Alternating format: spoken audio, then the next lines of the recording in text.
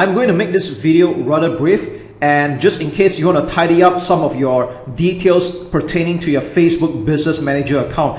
So how you're going to do just that is by going to Business Settings and scroll all the way down to Business Info, and you'll arrive at a page like this. Now, some of these details here should look familiar to you when you log into your account, because these were the details that you had filled in when you created your Facebook Business Manager account.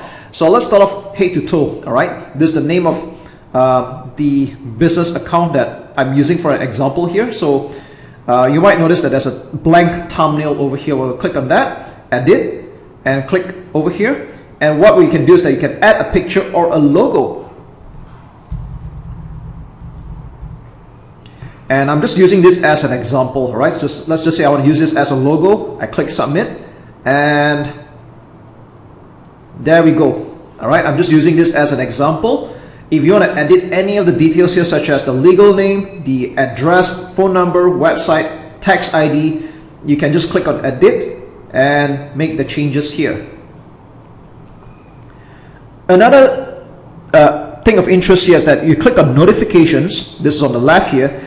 And if you want to just control the noise that you're receiving, whether it's from push notifications or email, whenever there's an activity going on in your business account. But truth to be told, as you run Facebook ad campaigns, you don't really need to know every single thing there is. So you want to probably consider minimizing the noise or the amount of emails that you receive as an update, like from every actions that you do. So what you can do is that you can choose to turn on or turn off any of the push notifications or email for anything here. So personally, all right, I will still leave all this turned on because these are really important information. Marketing updates, personally, I turn everything off, and that's exactly what I just did here. Partner program updates, I think this is not important as well. I just turn everything off. Pages, this is up to you.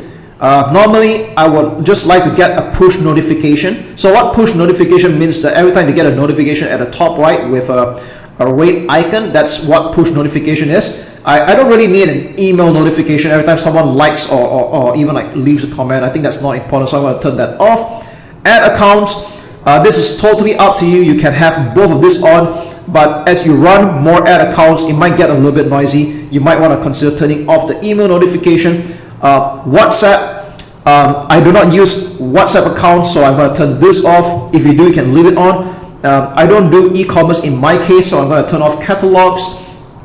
Pixels, I think this is, we're just going to turn off the email notification. And as for apps, if you're going to run any conversions or campaigns about apps, then you can leave this on. Otherwise, you can turn this off. So yeah, this will just help you minimize your noise and clutter a little bit more. And now, this is not exactly an important thing to do, but I think it just helps you minimize the noise and keep your business manager account rather tidy.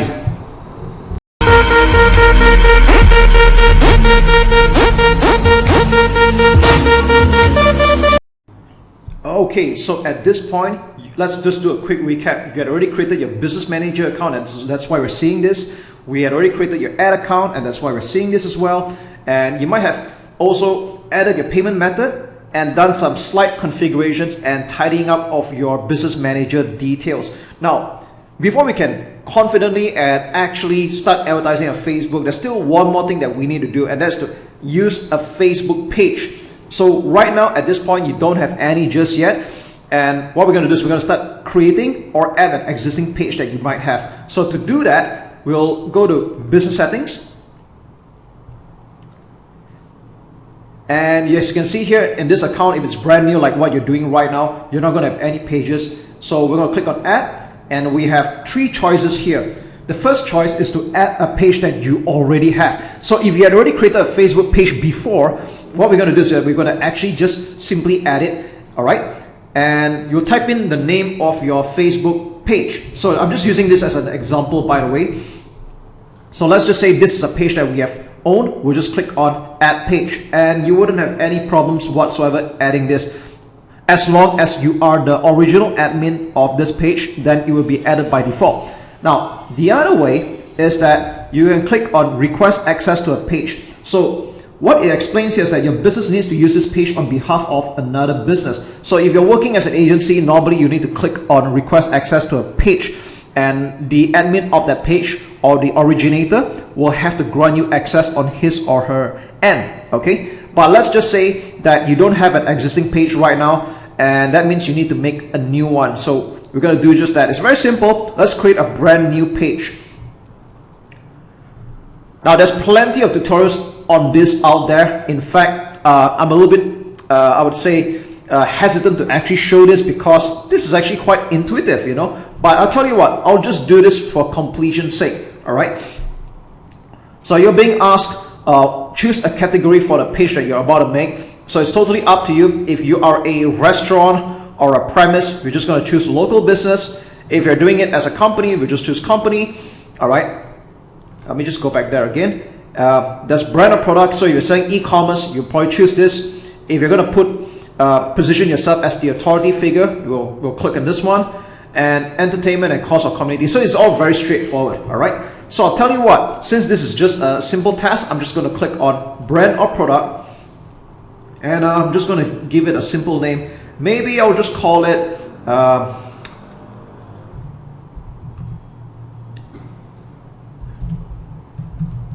right, so I'm just making this up, by the way, it's not a real thing. All right, BMW Motorworks. I'm going to just choose a category for this one. You just choose the right category.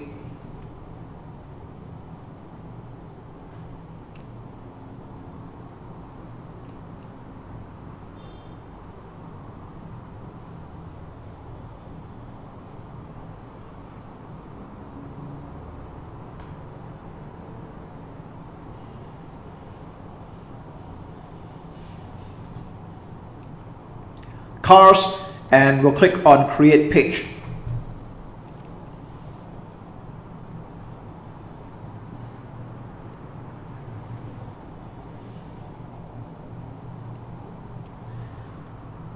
So here we are right now. We have just created an empty Facebook page, and at this point, to be very frank, you don't have to overthink this part. If you don't have to basically use this page forever, if you don't like using this page, you can either change the name or just create another one, because it's just that simple. Now, what we're going to do is that we're going to do some editing and some configuration. So we're going to click on view page and start putting in some changes that we're going to do. All right.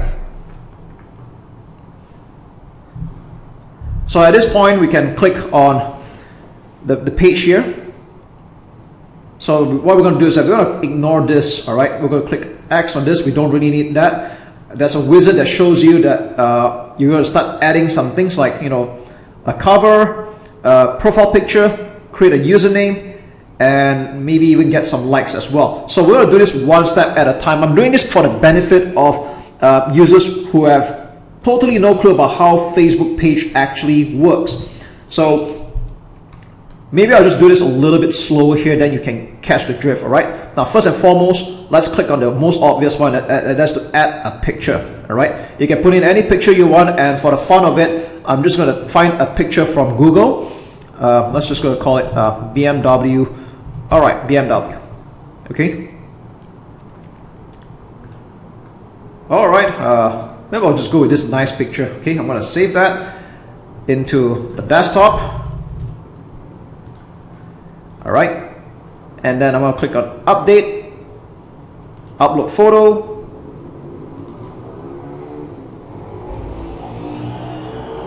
So you can actually reposition the picture however you see fit. You can even scale it closer, zoom in or zoom out, but I think this is good enough. We're just going to leave it be. Like I said, this is just a test page, right? When you actually create this for yourself, you probably want to do it a little bit more seriously.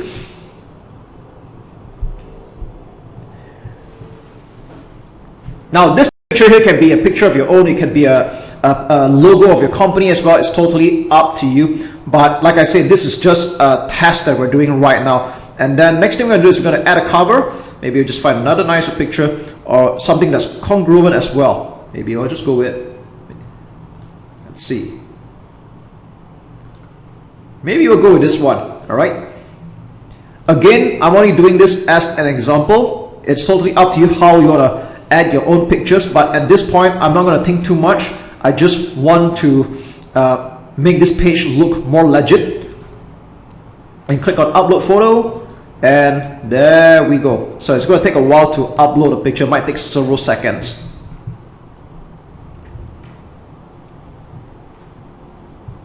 Okay, there we go. You can actually drag and reposition it, but I think this looks good already. We click on save, and there we go.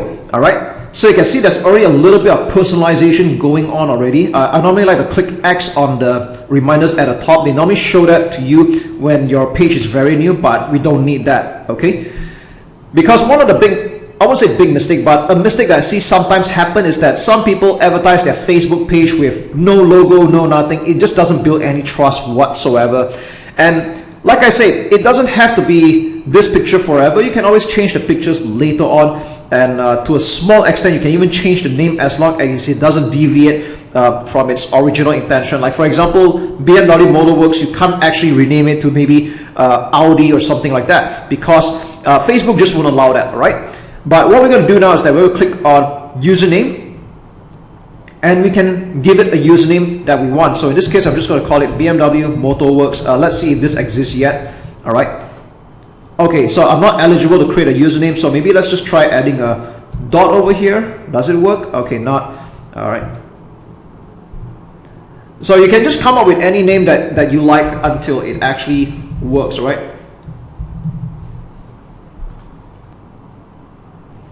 So let's just say you're able to create a username, then you have it appear here. All right. Now it depends on your account. Sometimes you can create and sometimes you can't. And if you can't create right now, you can always try again later.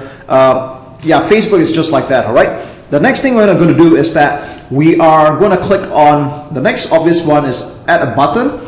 We're going to keep this very simple. Just say contact you and send message. All right. Now there are other options that you can do, like send email or WhatsApp, but in the interest of time and keeping things simple, we're just going to click on send message. Okay, click next, and we click on this, and we click finish. That's it. Now if you want to explore this, you can do it afterwards, but right now we're going to keep things as straightforward as possible. Now you're going to notice that this page has 0 likes, and of course you want to be the first person to like it. We just click on like. I probably would have explained this in other videos, but I just want to let you know that having a number of likes is not so important. Of course, we don't want to run a Facebook ad with like 0 likes on the page. It doesn't build like a lot of credibility with that. But at the same time, you don't have to spend a lot of money getting a lot of likes. You don't need like hundreds or thousands of likes, or even like 5-6 figure likes for that matter. And if you want to get likes just to get started, you can just invite your friends or some close people to like your FB page and just be done with it. And after that, you can start advertising on Facebook. Okay, so I just want to get that concern out of the way. If anyone here thinks that you must have like 6-figure likes or 5-figure likes for people to take you seriously, I have ran advertisements to Facebook pages that have like 2-digit likes, 3-digit likes, and I don't find that to be a problem at all. So with that said, I've just got that worry out of the way and that limiting belief for the matter. Now what we're going to do is we're going to click on settings. So I'm just going to go through everything here for completion's sake. So let's start with general. Okay, shortcuts, page visibility. Yeah, we can leave all this alone. Post and story sharing, by default this is on. If you're planning to share Facebook page stories, you can leave it alone, but let's just say you don't plan to do that, we can click on disable. Okay, messages, people can contact me privately. Okay, we're going to leave that alone. We'll leave all this alone here. In fact, all this is pretty much fine. Okay, the next part we're going to take a look at is profanity filter. Now I would say it's better I recommend that you leave it to medium if you don't want this kind of like people potentially leaving this kind of like vulgar language in a comment section whatsoever. Just put medium. Click save changes. Next thing we're going to take a look at is, alright, all this is pretty much good to go. Okay, so as you can see, in terms of general settings, there's not a lot for you to do. Let's go to page info.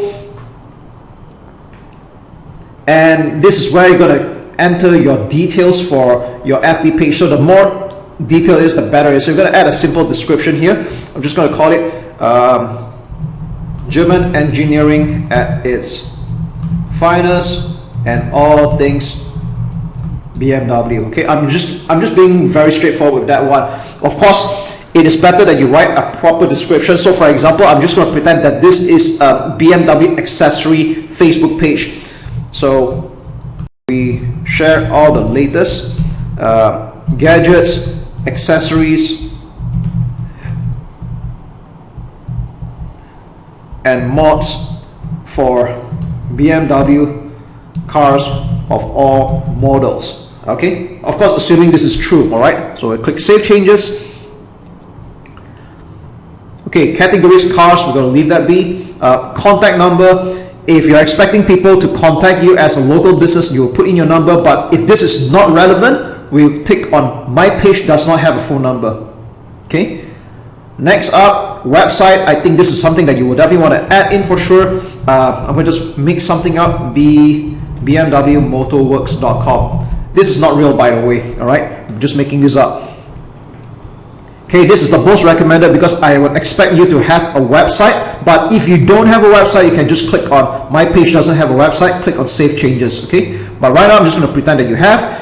Email, if you want people to contact you by email, you can do just that. So I'm just going to put BMW Motorworks or support@bmwmotorworks.com. Assuming again this is your email address, I'm just making this up. If you don't want to put it in here, again you just click on my page. My page doesn't have an email, and then we're done. Okay, we click on Save Changes, and that's it. All right, now address.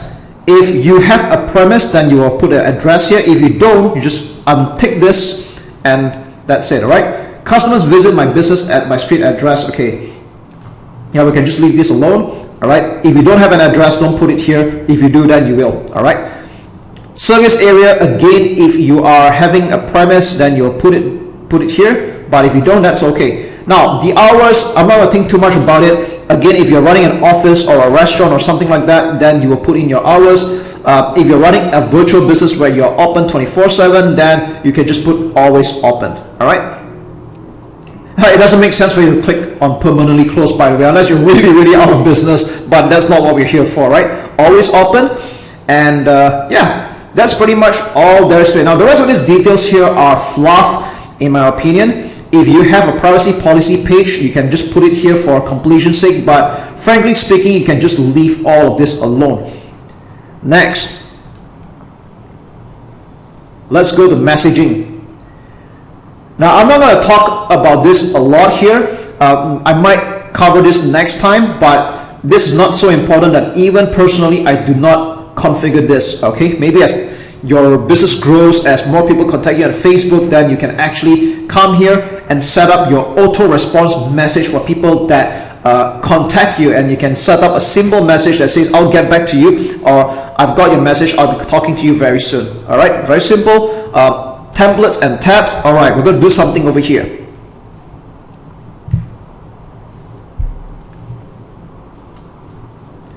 Okay, so this is something that you will definitely want to minimize the clutter, and you notice that by default you're using the default tabs, which includes all of this like home, post, and the whole list here. But to be very frank, you don't need all of this. So what we're going to do is we're going to click on turn off the default tabs, and we're going to start removing things that we don't need. So for home, it's always there.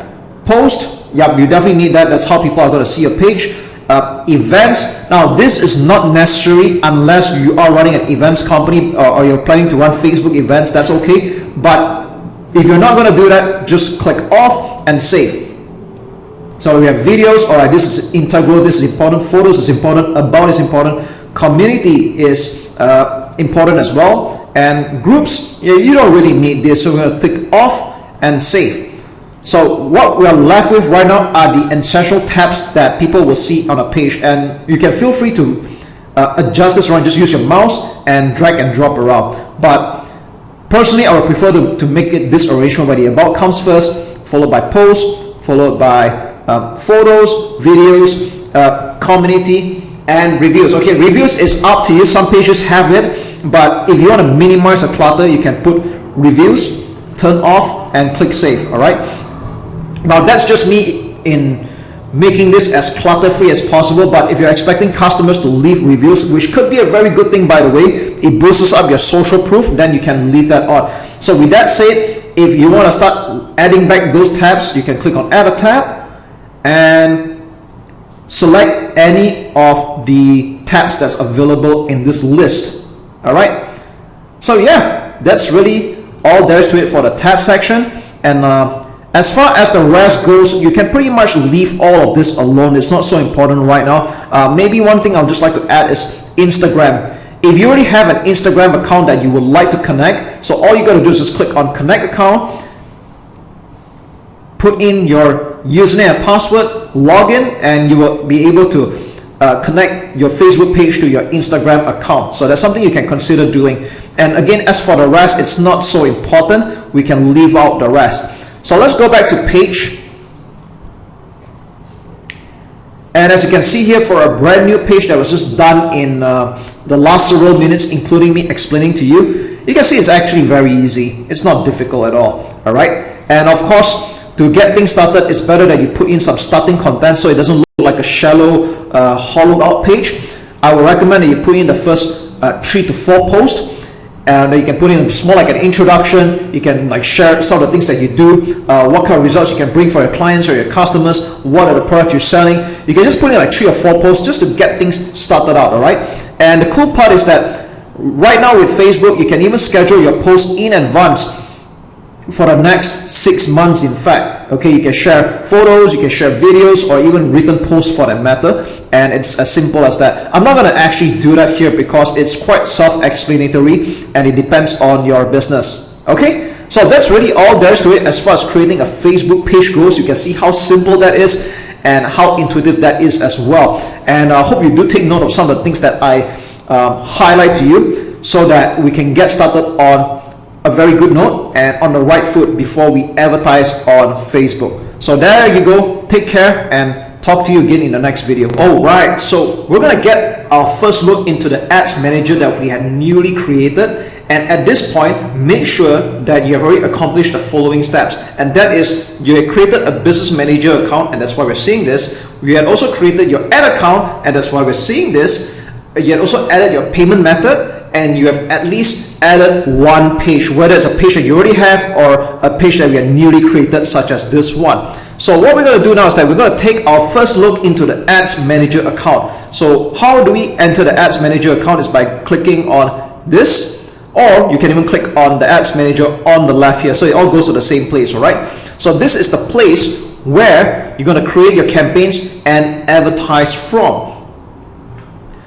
So as a brand new account, you're not going to see anything here whatsoever. And if you are an absolute beginner, then you might be thinking like, what am I looking at right now? So don't worry, I'm just going to guide you through every step of the way and make sure that by the time we're done with this video or the entire training, you will have a clear understanding of how Facebook advertising works. So in this video, I'm going to teach you how to configure your ads manager column first. So I'm not going to talk about the campaigns. I'm not going to talk about ad set or ads. I'll cover that in another video. But right now, it's important that we see the details or the data that we want to see. So normally by default, you will be seeing this thing called columns performance. And yes, it's a bit hard to imagine right now because we haven't run anything whatsoever. We haven't created anything just yet. But I want us to get off on the right foot and a right start. So what we're going to do is follow my lead here, okay? Just follow me closely. Click on columns performance, and you're going to see that there are many types of data that you can actually see. But we're not going to use any of this. We're going to do it things our way, all right? Click on customize columns. And, okay. For absolute beginners, this might seem rather overwhelming. It might seem a little bit crazy. I remember when I did this the first time, I was overwhelmed as well. But follow me closely, all right? Follow me closely. Now, I'm doing this with the intention that we are going to be tracking the number of leads, but you can also use this to track like purchases or completed registration or any other things you want to see, all right? Right now, what we're going to do is that on the right column here, we're going to click X on every single item here. Okay, we're going to click X, which basically means it removes the column, and Now we're just left with one column called the campaign name. Now this is the only thing that cannot be removed. So I'm going to share with you the metrics or the columns that I normally view. So follow me closely. The first thing we're going to have a look at is the ad set delivery. Okay, we'll click ad set delivery. Basically this explains the status of the campaign. Is it in review? Is it rejected? Is it active? Is it completed? We will know. All right, so that's called ad set delivery. The next thing we're going to add is budget. All right, so you might notice that I'm typing the search up here because if you scroll all the way down, there's a lot of things to look at, and I'll be very frank, even I do not know every single item that is over here, but it just goes to show that you don't have to be an expert in everything on Facebook. You only need to know enough how it works and start getting results. So one quick way is to just go to search, type in the word budget. We'll select the first one, and there we go. So budget basically means how much are you allocating a day or in total for that ad set or campaign, which again, if you do not know what that means, it'll make sense later. Okay, the next thing we're going to look at is amount spent. All right, amount spent. Now the difference between budget and amount spent is basically budget is how much are you going to set aside in a day. Amount spent is how much money have you spent so far, whether today, yesterday, or the last 7 days, or whichever time window you're going to put afterwards. All right, not to worry, again, all this will be explained to you in due time. All right, so that's the difference between budget and amount spent. The next thing we're going to look for is we're going to look at impressions. Okay, we're going to type in the word impressions. There's quite a few here. We'll select the first one, and then we're going to select the next one called CPM. So CPM stands for cost per 1,000 impression. So what does impression mean? Now, when someone scrolls down their Facebook newsfeed or Instagram for the matter, and they pass by your advertisement, now whether they are aware of it or not, that counts as one impression. And if someone scrolls by it the second time, that counts as 2 impressions, even though it might come from the same person. So cost per 1,000 impression basically indicates how much are you spending for reaching up to 1,000 impressions or 1,000 people scrolling. All right, that's what it means. Now I want you to know that there's a difference between the word impression and the word reach. So reach is how many people is this advertisement reaching out to. All right, impressions on the other hand can mean that the same person can actually view your advertisement more than once. All right, so I'll give an example here. If you are getting 1,000 reach, it basically means that 1,000 people have at least seen your ad once. All right, impression on the other hand would mean that how many times has it been viewed. So it might actually be 500 people viewing the same advertisement twice. So 500 times 2 would mean 1,000 impressions. So I'm just using that as an example to illustrate the difference between reach and impression. Now personally, I will not include reach here because I think that's not so important. We're just going to leave it with impressions and cost per 1,000 impression. I'm also going to explain to you slowly that depending on which country or which audience you're targeting, typically if you are targeting countries such as the United States, European Union, United Kingdom, Australia, Canada, or countries that are considered as tier 1 countries, you'll be fortunate if you're getting $40 or below for cost per 1,000 impressions. So I'm just using this as a benchmark. On the other hand, if you're aiming for Asian countries or Southeast Asian countries, it is possible to get $10 or below for the CPM. All right, now don't be too obsessed with the cost per 1,000 impression. I'm just giving you as a benchmark on what to look out for, because at the end of the day, the most important metric is the cost per result, as in like cost per lead, cost per purchase. That to me is the most important metric to look at, which we're going to get to afterwards. Next thing we're going to add, okay, is link clicks. So you can see there's quite a number of choices here. We'll click the first one, link clicks, and CPC, cost per link click. That means how many people are clicking on your post or the link in your Facebook ad, okay? And how much does it cost to actually get them to do it? So for example, if you spend $100 and you get 100 clicks, that means you're spending $1 a click to have people visit your website from your Facebook advertisement. Okay, so that's what we're looking at right now, and this is important to an extent, not so much about the cost per click, but more like Sometimes when you're doing a split test, you want to make sure that enough people are clicking on your website to make a decision. So some people make the mistake of removing their advertisement a little bit too soon. They say it's not performing after quite some time, but they realize that not even 100 people have visited their website. So normally for me, when I do a split test, I want to make sure that at least 100 people have been to my website to determine the conversion rate, because it's a lot better to determine after at least 100 to 200 or even a few hundred people visit your website compared to someone who's like, you know, you've only got like 20-30 clicks and you decided that the campaign was a failure. Okay, so you don't want to be jumping to conclusions like that. All right, next we're going to go with this thing called CTR. Okay, CTR stands for click-through rate. So we're going to select two types: CTR in bracket link click-through rate and CTR all. So you might be wondering, what is the difference between these two?